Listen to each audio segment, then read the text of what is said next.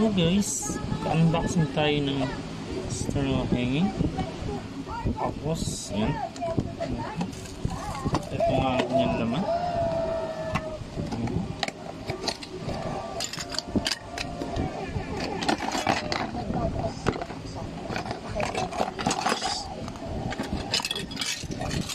Ngayon, isa-set up natin na siya. Nakalagay na siya dyan. Ito nga pala yung tarp niya.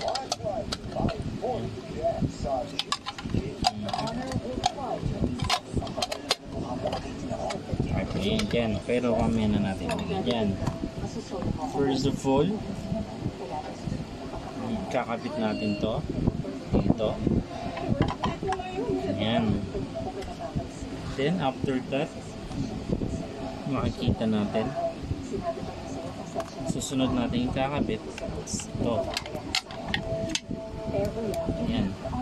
Ito. Para dire-diretso na.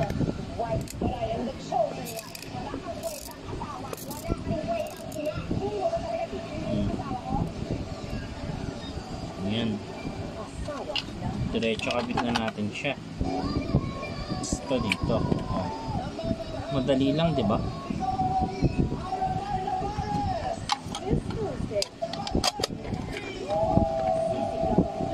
Okay na siya.